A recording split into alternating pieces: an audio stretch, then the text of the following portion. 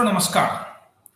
आज हम बात करेंगे मोटापा, ओबेसिटी, ओबेसिटी से जुड़ी हुई बीमारियों के बारे में और यह समझने की कोशिश करेंगे कि अगर मोटापा का इलाज किया जाए, अगर वजन कम किया जाए, तो किन-किन बीमारियों से हमें छुटकारा मिल सकता है।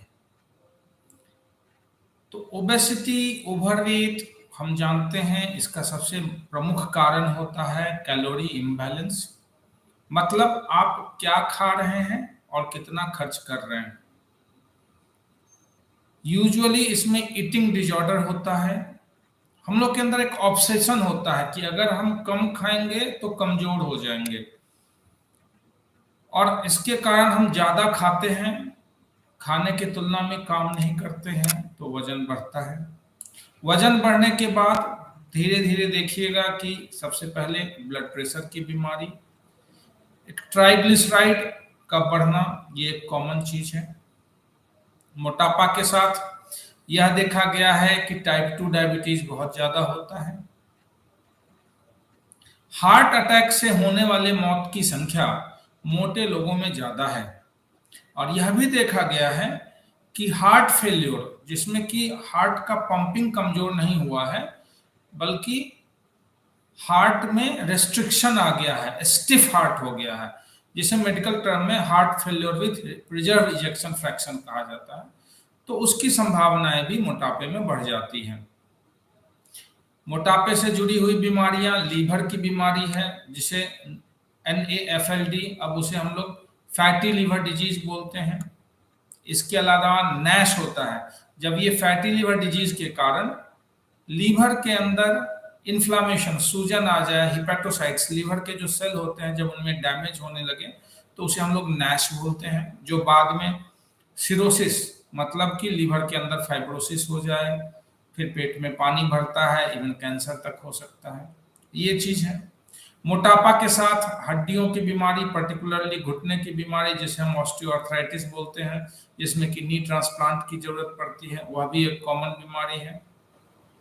पेशाब से रिलेटेड, मोटे लोगों को पेशाब रोकने की क्षमता में दिक्कत होती है। इसके अलावा एसिडिटी से रिलेटेड बीमारियां भी होती हैं।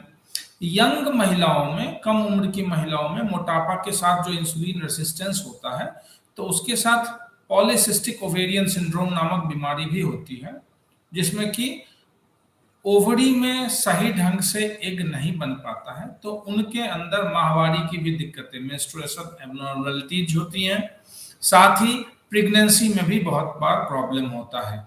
तो ये बीमारियां हैं जो डायबिटीज तथा मोटापा से जुड़ी हुई हैं और अगर हम अपने मोटापा को कंट्रोल करें, अपने वजन को कंट्रोल करें, तो इन बीमारियों से हमें छुटकारा मिल सकता है।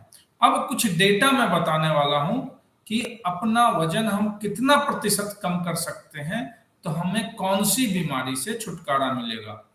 तो ऐसा देखा गया है कि अगर आप अपना वजन 5% तक कम करते हैं तो आपके ब्लड प्रेशर में बहुत सुधार हो जाएगा और आपका ट्राइग्लिसराइड 5% वजन कम करने से घट सकता है। जिन लोगों को डायबिटीज नहीं हुआ है लेकिन वो मोटे हैं, अगर वो अपना वजन 10% तक घटाते हैं और प्री डायबिटीज के स्टेज में हैं, तो उन लोगों में कोलेस्ट्रॉल की बीमारी ठीक हो जाती है, उन लोगों में भविष्य में डायबिटीज होने की संभावनाएं खत्म हो जाती हैं।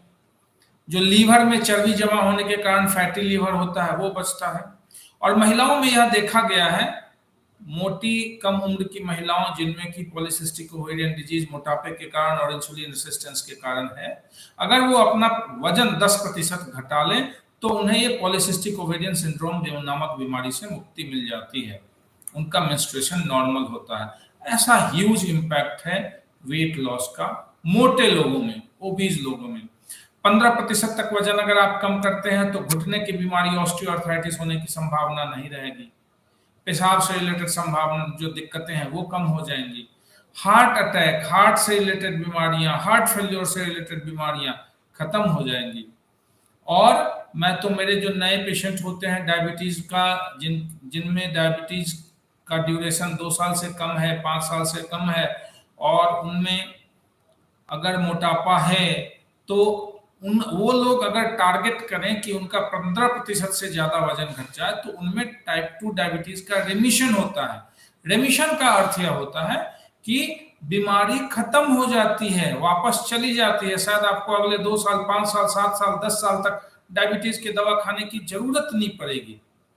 तो अगर आप 15% बॉडी वेट लॉस करते हैं तो आपको डायबिटीज रेमिशन होने की संभावना होती है। इसके अलावा हार्ट से रिलेटेड जो बीमारियां हैं जिसके कारण मौत होते हैं उनमें भी काफी इंप्रूवमेंट, मतलब उनमें इंसिडेंस देखा गया है कि जिन लोगों ने वजन कम किया है उनमें हार्ट से रिलेटेड बीमारियां होने की संभावनाएं बहुत कम हो जाती हैं।